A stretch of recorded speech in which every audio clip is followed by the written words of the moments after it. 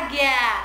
Pada hari ini saya akan mau cerita tentang teman saya yang diceraikan suaminya saat anaknya dijual dan istrinya baru 2 hari melahirkan dan diceraikan dan talak 3. Pada penasaran kan teman-teman? Ikutin terus. Baiklah, saya akan bercerita. Teman saya ini namanya Kak Ana. Dia bekerja sebagai TKI Malaysia yang dia bekerjanya di Ulton ataupun daerah Serdang, dan dia hamil dan anaknya dijual sama suaminya. Parah kan? Sangat-sangat parah. Di saat aku tahu Kak Ana itu terpaksa mengasihi anaknya kepada orang Melayu karena tidak sanggup membayar uang biaya persalinan operasi sebesar Rp9.000 atau setara 20 juta. Wow, 20 juta guys, 20 juta guys. Setelah itu pertamanya kan kata Kak Ana dengan suaminya, "Bang, kamu kerjalah, sebentar lagi kan anak kita akan mau melahiran."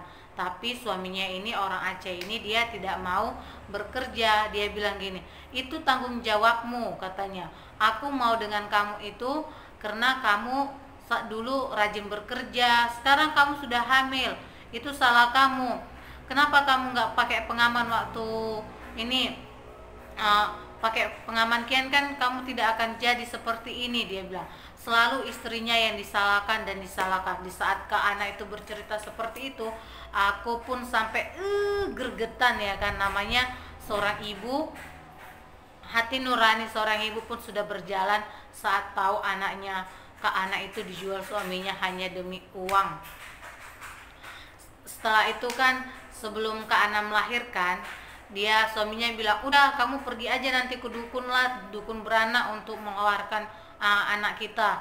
Hanya bayarnya cuma Rp500 aja ataupun setara 1.500.000 seperti itulah." Ternyata Tuhan berkehendak lain, anaknya dilarikan ke rumah sakit ataupun hospital Serdang supaya anaknya ini bisa lahir secara sesar, karena kan dia udah 1 malam 1 hari menahankan sakit. Dan si dukun beranak ini pun menyuruh jalan sana jalan sini, dia ikutin. Kalau di Malaysia ini kan banyak rumah flat-flat, dia udah naik turun tangga sampai pendarahan, banyaklah darah ini. Sampai pun dibilang suaminya udah tahu pendarahan istrinya, bukannya suaminya bingung atau apa, dia bilang, "Udahlah, itu berarti mau melahirkan, orang darah sudah keluar pasti mau melahirkan," dia bilang gitu. Sampai Kak Ana sudah pucat, darah dia sudah banyak itu berkeluaran, barulah suaminya ini telepon ke ambulan, barulah datang ambulan ambil jemput Kak Ana, sampailah di rumah sakit. Dan biasa kan kalau di rumah sakit sebelum kita membuat register itu, kita kan dia minta paspor, seperti saya dulu dia minta paspor, surat nikah. Lepas itu dia nggak ada itu semua, jadi orang itu pun harus melapor lagi ke kantor polisi ataupun balai polis yang di Malaysia bahwa di hospital Serdang itu ada melahirkan tapi tidak mempunyai dokumen. Setelah itu kan dia, karena sudah banyak pendarahan banyak, lepas itu pihak rumah sakit pun tidak memperdulikan lagi soal dokumen dia, langsunglah dibawa ke bilik pembelahan ataupun ruang operasi. Setelah di ruang operasi, anaknya udah lahir lah. Lepas itu suaminya bingung karena tidak ada biaya sepersen pun, karena suami dia kan tidak ada kerja. Uang yang istrinya cari ya cukup untuk membayar makan dan juga sewa bilik. Gaji dia pun 1 hari Rp50, lepas itu bayar sewa rumah 200, uang makan lagi kan habis. Padahal suami dia tidak ada kerja sedikit sama sekalipun, dia tidak ada bekerja. Setelah itu sudah temlah 2 hari, hospital sudah bilang sudah boleh pulang katanya gitu. Ternyata anak dia kuning, jadi anak dia harus dibawa lagi ke tempat itu baby yang kuning ataupun anak yang kurang umur seperti itu, harus dikasih lah di sana. Pas itu bayar biaya, makin hari-hari kita makin lama di rumah sakit kan itu biaya pun makin banyak. Lepas itu si Ana pun bingung, suami dia pun bingung, tidak ada uang lagi untuk menebus ini biaya hospital, sehingga suaminya ini telepon kawannya untuk ada orang Malaysia ataupun orang Melayu untuk mengasuh anak dia ini dengan syarat anaknya diambil, dia membiayain semua biaya operasi dan sampai anaknya keluar.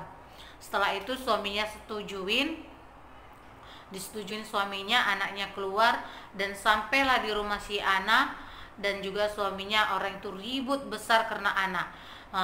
Suaminya ini menyalahkan istrinya, dia bilang gini, ini semua salah kamu karena kamu tidak bisa melahirkan secara normal, anakku jadi aku jual, katanya gitu.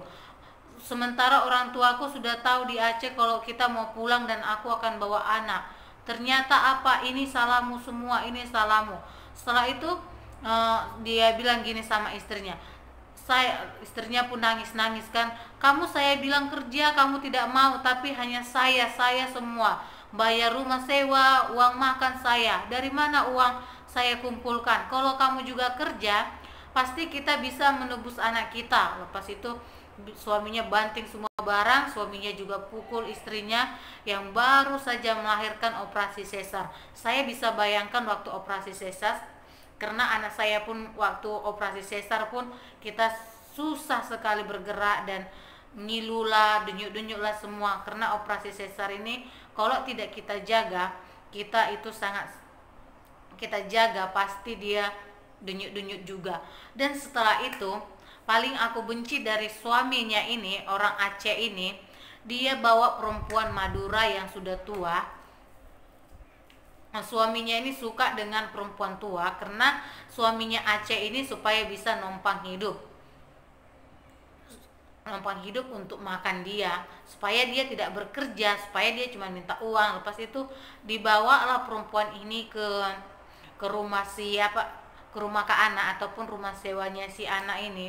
Dia tidur di situ dan juga melakukan hubungan intim di depan istrinya. Bagaimana perasaan istri-istri di saat suami kita bawa perempuan, lepas itu membuat hubungan intim di depan kita? Itu pasti sangat-sangat mengecewakan. Setelah itu Kak Ana hanya menangis, dan karena dia sudah diceraikan, suaminya ini pun tidak peduli lagi dengan dia. Makan pun Kak Ana hanya kawannya saja yang menolong mengasih makan dalam 1 bulan supaya dia bisa sehat kembali. Terima kasih teman-temanku yang sudah mendengar curahan hati ataupun curhatan teman saya yang bernama Yohana, yang dia berasal dari Pekanbaru. Terima kasih buat teman-temanku. Jangan lupa di like, di subscribe, dan di komen. Bye bye.